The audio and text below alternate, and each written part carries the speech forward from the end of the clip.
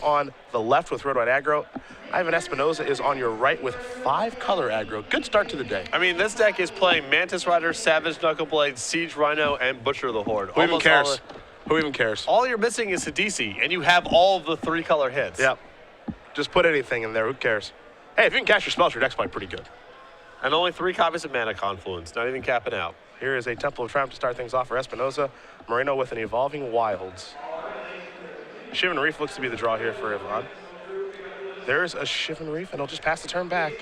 Nothing really early to start with, but most of the hits start with 3 mana. Shivan Reef in play and Abzan Charm in hand is pretty much the perfect summary of Ivan's deck here. I like it. Trying to do a lot of different stuff here. Sometimes you can cast your spells, sometimes you can't. That's all.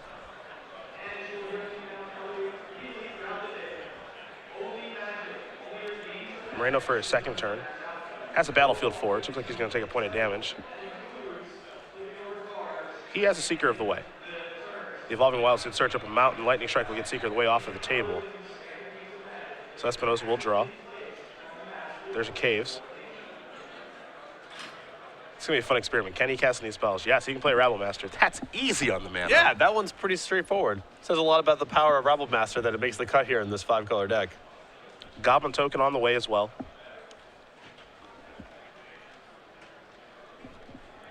There's also a Soul Tie Charm in this deck, meaning that all 5 Khans wedges are represented here. I love it. There's a signature 3-color card. I absolutely love it. Somebody's missed a land drop here in Anthony Moreno.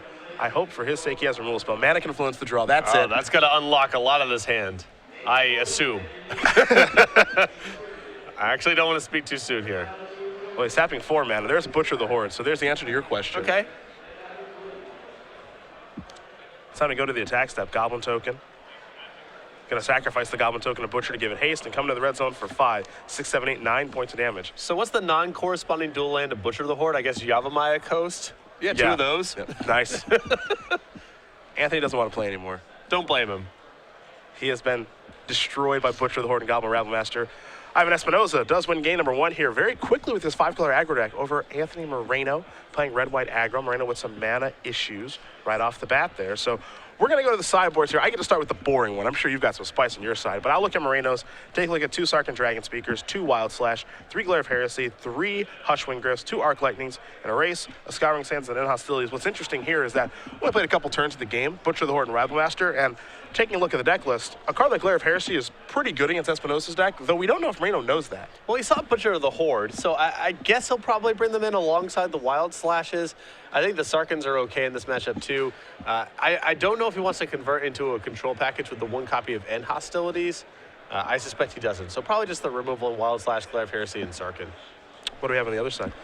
Feed the Clan, 2 copies of Valorous Stance, a Glare of Heresy, and a Race, 3 Separate Denial, 2 Disdainful Stroke, an Outpost Siege, 2 Barrage of Boulders, 2 Anger of the Gods. I really like Anger of the Gods in this matchup. The 1 copy of Glare of Heresy seems good. I think the 1 Feed the Clan is fine if you're in the market for that sort of thing. I wouldn't really go to the counter spells, I feel like.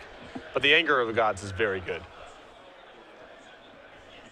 Anger of the Gods has to be pretty good. Though, again, on the other side of things, I guess I was going to say, does Espinosa know what he's playing against? If he's familiar with the format and he saw Evolving Wild Seeker of the Way, it's a dead giveaway. Exactly. Maybe he's playing some weird brew himself, but I think if you're on top of the format, you can guess pretty confidently that Anthony is on red-white aggro or some derivative of it.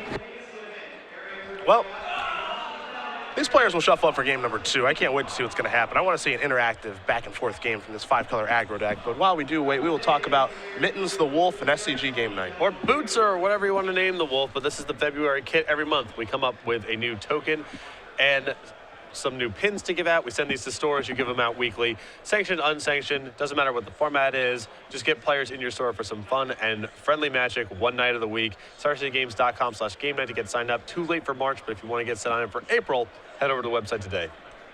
The March kit will be out soon. Don't know what it's going to be. It's a mystery.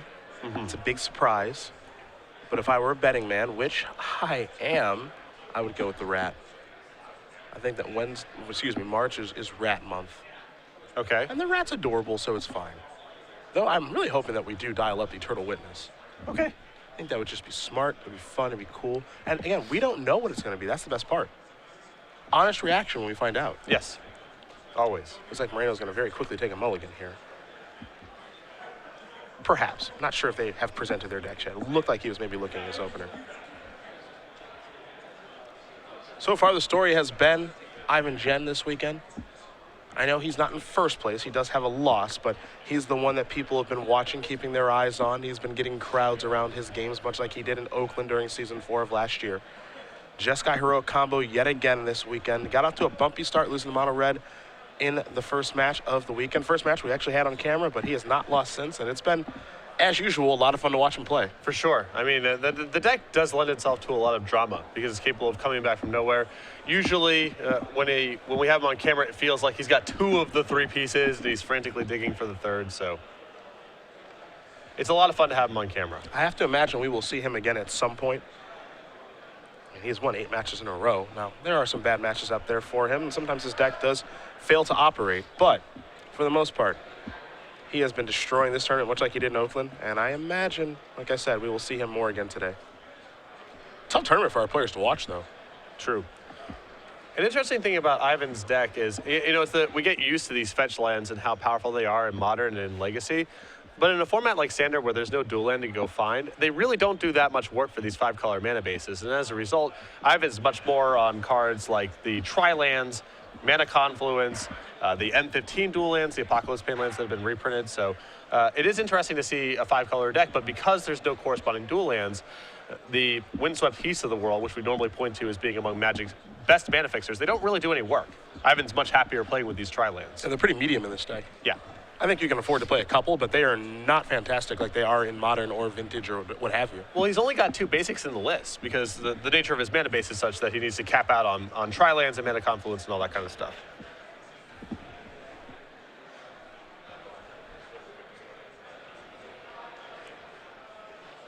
Anthony Moreno will be on the play. He's taking a long look at his opener. Looks like he's happy enough. Does have a Wild Slash among those 7 cards. Espinosa now taking a look, and he's going to send it back. Something I have to imagine happens a decent amount with his deck. Probably. He's going to draw up opening hands where it's going to be hard to cast stuff, but the upshot is, when he has his mana, his spells are pretty awesome. Yeah. I mean, there's nothing but hits in here, so I think that this is the type of deck where he should be mulliganing pretty aggressively, especially in this kind of matchup where Anthony's going to be putting him under pressure pretty fast. Good to see Butcher the Horde back. That thing has been gone for a while. That's a really powerful card. Yes, it is. I don't know. There's so many powerful cards that float around in gold formats that things just end up falling to the wayside. Well, it's not Butcher the Horde's fault. It's true. It just is what it is. And Mardu in general has kind of fallen off the map in a big way. But Ivan here with the 2 big hits for that particular wedge in Butcher the Horde and Crackling Doom. He's going down to 5 now. So perhaps we're on our way to a 3rd game here. This red-white aggro deck can be relentless. And I have to imagine, yet again, another tournament where a lot of these are in day number 2. Nick Miller on the sideboard right now scanning over the information. I know a lot of players are really interested to see what made day 2 and in what numbers. So when we have that information for you, we will, of course, present it. It'll also be on our coverage page as well. Yeah, it's funny. It feels like, relative to day 2 representation, we see not that much red-white aggro on camera. See a lot more Siege Rhinos, but then when we're looking at the day 2 data, it feels like red-white aggro is the most represented deck in the room. Yeah. Does quite well. The story for Standard has been Siege Rhinos collectively are more represented than red-white aggro, but if you split mid-range and aggro as the Abzan builds, suddenly it becomes red-white aggro. In Mountain for Moreno and Opulent Palace for Espinosa, there is a Plains. Kick the turn back over to Espinosa. Espinosa will draw. And he has to pass. Sylvan Caryatid was the draw step for the turn, however, so if he does find a land that enters the battlefield untapped, life will probably be pretty good. Moreno having mana issues again here. Espinosa peels on the Yavimaiakos, plays the Caryatid. Now there is a plane, so now both players fighting their lands. There's a Burmaz and a passing of the turn. I just have to assume Caryatid is about the best card in Ivan's deck. Probably. Ties the room together as there is a Mystic Monastery. And he can actually cast that Abzan Charm. Boy, is that nice. Kind of want to just cast it now, maybe. Get that Burmaz off the table. Tempo of Triumph to draw here from Moreno. There is the Temple. Let's take a look at the top card. He'll leave it on top very quickly. He's decided to put it to the bottom. Never mind. Would like to attack. Looks like Espinosa is going to take a point of damage to play Obzon Charm. Get Ramaz off the table. I thought when Ivan passed, perhaps he was thinking about using Obzon Charm as just a draw 2 because he's mulligan to 5. His hand's probably got a lot of power in it, but it looks like he was just hoping to bait some sort of trick out of Anthony here. This could have gotten a little risky if a card like God's Willing shows up to the table. Yeah, there's definitely some risks here, for sure. But Ivan also might say, at the end of the day, if the Burmaz dies, it's not that bad for me. You see his Siege Rhino in hand. He's got some other stuff to do. So Burmaz might be too low impact for Ivan to care that much about it. Probably better to kill it than to not, but if something went awry, not the end of the world. Every draw step is an adventure from this deck. The draw was Crackling Doom. Well, here is Siege Rhino. Assuming Crackling Doom is definitely castable. Oh, it's castable. Caryatid says everything's castable, basically. Yeah, once Ivan's deck has Caryatid, this becomes pretty easy. There's Valor Stance to get the Rhino off of the table. Moreno will draw a card. There's a Mountain. And just a passing of the turn. Moreno with a very reactive hand. Mantis Rider, I believe, was the draw step this turn. Savage Knuckleblade in hand. Which way do we go? Well, what's interesting here is Ivan can probably deduce Anthony's hand is a lot of removal. That's why he's not casting anything. It's either land or removal. So there is an argument for develop your mana a little bit and get to a spot where you can play Knuckleblade with protection, where you have the ability to return it to your hand.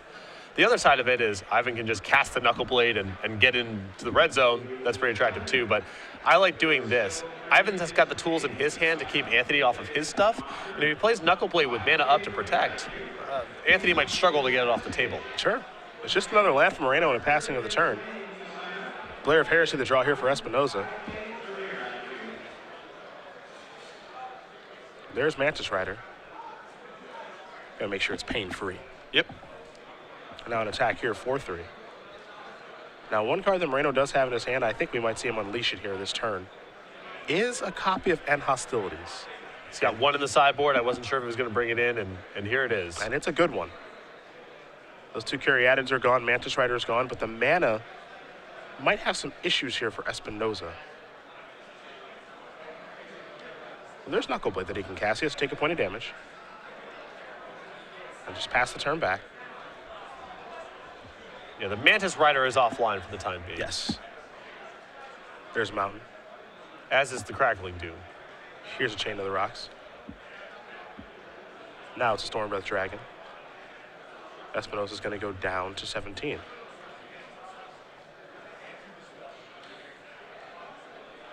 Somebody needs a black source of mana. Hey, hey! There it is. Caves of Koilos. That'll turn on Crackling Doom.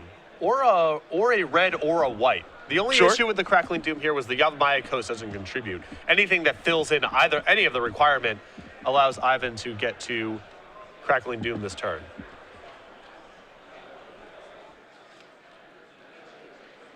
Could go the Glare of Heresy route. Take out the Chain of the Rocks, give the Knuckleblade haste, and battle into the red zone. That's exactly what he's going to do.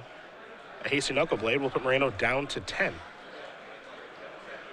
So this is a little risky because you are giving Moreno the opportunity to Monstrosity the Stormbreath Dragon. So a Monstrosity Stormbreath Dragon represents 10 points of damage. It's 7 from the hit plus 3 for the monster's trigger. Ivan then gets to untap, attack with the Knuckleblade, and Crackling Doom in that scenario. Ivan might feel confident enough in his ability to damage race where he's willing to take that risk, especially with Lightning Strike left over in his hands. Sure. Here's 4 mana. The Flames. They will be stoked. Bye-bye Knuckleblade. Attack from the Dragon to put Espinosa down at 12. And if that was going to be Anthony's turn, then Espinosa's play was very good. Espinosa will pass it back. Moreno will draw.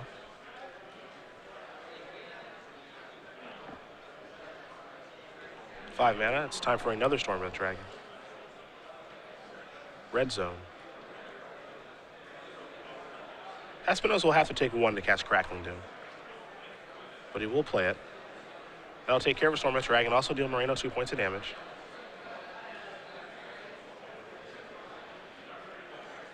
And now here's a Seeker of the Way post-combat. And we head back Espinosa's way. He'll draw a card. Remember, he was on a shaky hand to start things off here. Well, he was on 5 cards. Yeah. But he's definitely gotten to play Magic.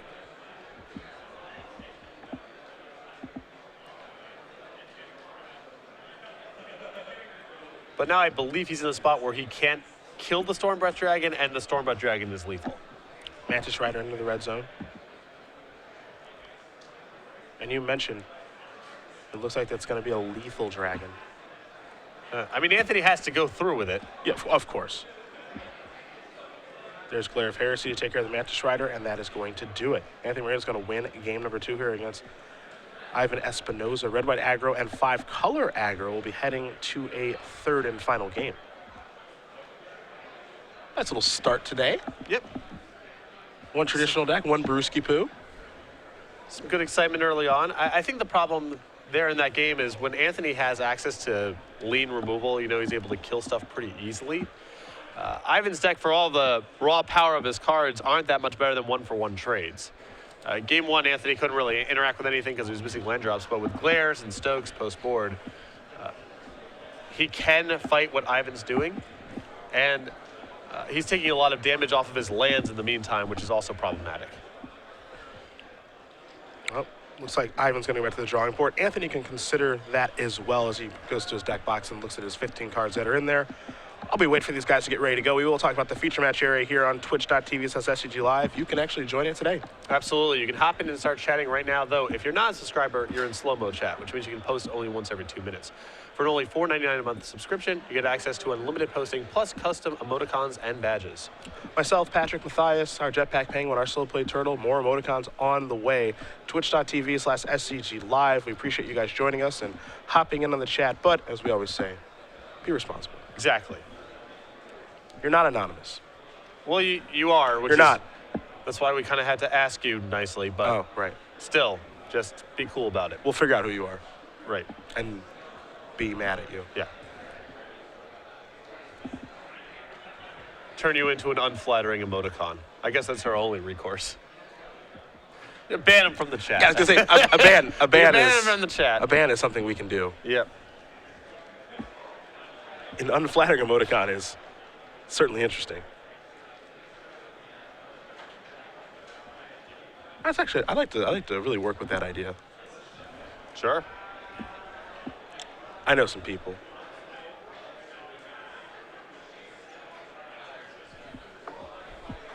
So 5-color aggro is a deck that kind of had a little bit of play in the Minnesota area.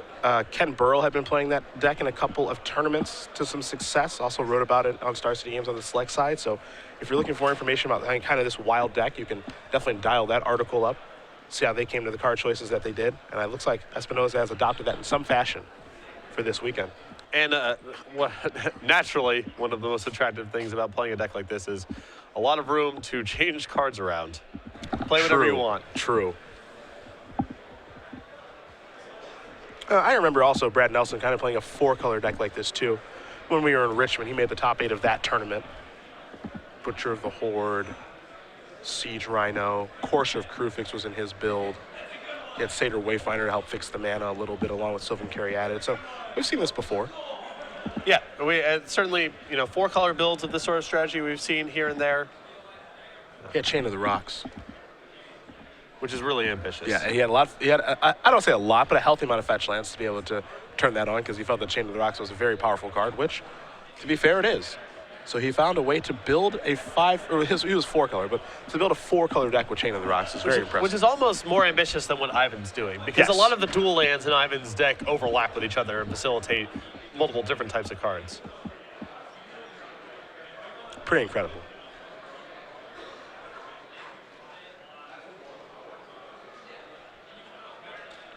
So Espinosa will be on the play here. We'll see if he can actually keep 7 this go around. Again, this is a deck that I imagine mulligans a pretty decent amount just because it's weird to say it's a combo deck, but it almost kind of feels like one at times. For sure, yeah. I mean, certainly mana plus castable spells represents a combo of sorts. In this deck, it does. That's for sure.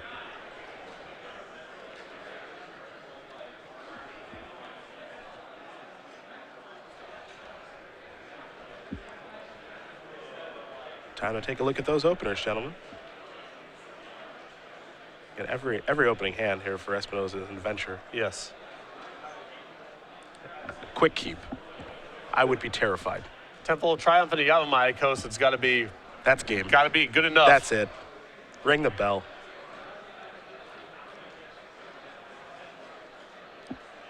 That Temple finds you another land, right. probably a Caves of Koilos. An opulent palace. Yep.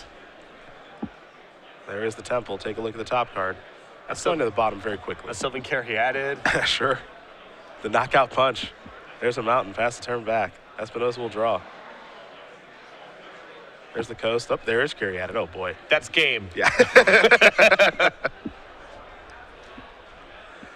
Moreno draws a mountain for the turn. He'll play a Plains, pass the turn back. Slow start here for Anthony. Mountain the draw here for Espinosa. Not a lot of basics in the deck. Let's see what this allows him to cast. A Siege Rhinoceros. Green off the coast, white off the Temple, black off the Caryatid. Perfect. Take one to gain 2. Perfect. And deal your opponent 3. And it's dead. Glare of Heresy will take care of that.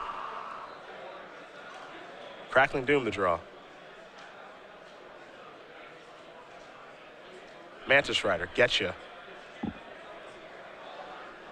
The scary thing, too, is that Moreno has to answer every single card that Espinosa plays because they're all so good. Espinosa's hand is 2 Crackling Dooms and 2 Lightning Strikes. It's not even clear to me he can take one more hit off this Mantis Rider. Yep.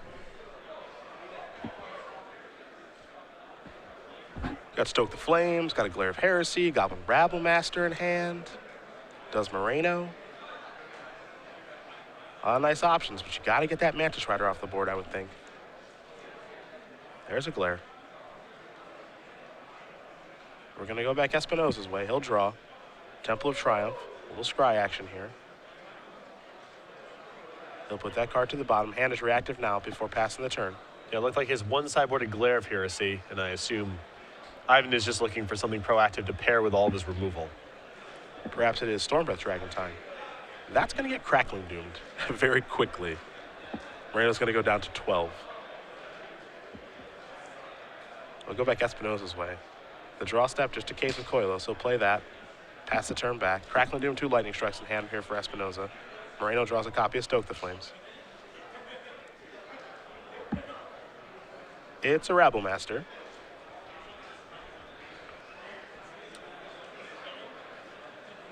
Might be time for a Lightning Strike. I can understand Ivan feeling like, I want to save these Lightning Strikes and maybe try to kill Anthony with them, but this game's likely to be going on for a very long time, and I don't think he wants to give up on both of his Crackling Dooms, because it just makes it very likely something like Stormbreath Dragon or Sarkhan slips through the cracks and kills Ivan before he can find something to do. Gonna use Crackling Doom here. It's a little risky to use that card to take care of Goblin Rabble Master. Ivan's got a plan. Now all he needs to do is find 4 more points of damage. The Savage Knuckleblade certainly is a good draw. That'll help.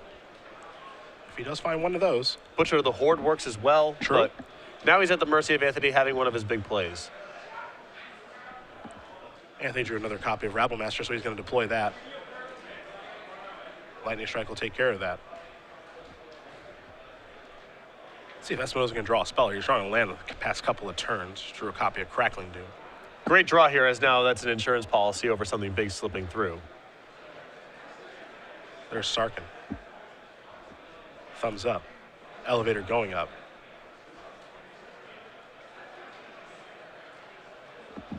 Crackling Doom will take care of that. Moreno's down to 8. So now Butcher of the Horde is a lethal draw. What do we draw? Battlefield Forge. A little frustration here from Espinosa. Window's open. Moreno with a very reactive hand. 2 Stoke the Flames and a Lightning Strike. He'll play a Mountain, pass the turn. But a pretty good spot here for Ivan at 21, facing down that much burn, and some of it might not even overlap the right way with some of his threats. He finds a Siege Rhino, that requires 2 cards. He's tapping some mana. Another Caryatid. Pass that turn back. Moreno will draw. Chain of the Rocks. Yikes. Not the best draw. There is a Frostwalker. Well, that'll buy out a removal spell. Yeah. Something's going to kill this thing. Yep. Yep. Plains. The draw from Moreno to go along with those 2 Stokes and a Chain of the Rocks. Espinosa will draw. Copy of Manic Influence. There's a Sarkin. That'll change things a little bit.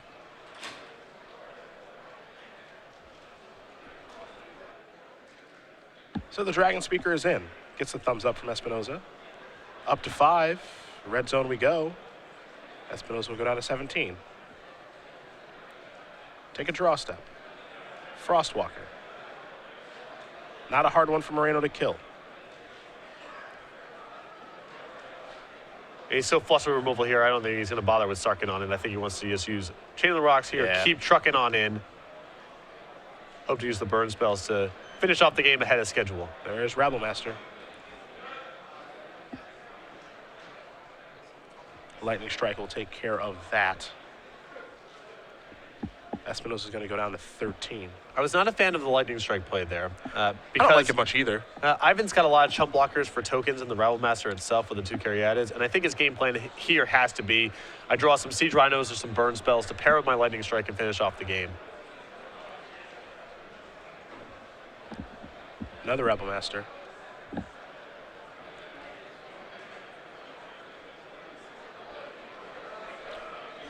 Goblin token is allowed to come in for once. It looks like it is. Sarkin is up to 7 as well. Red zone. There's your block. Double block is super safe. He's down to 9 now. Time to draw some spells, but this is one of those big haymakers.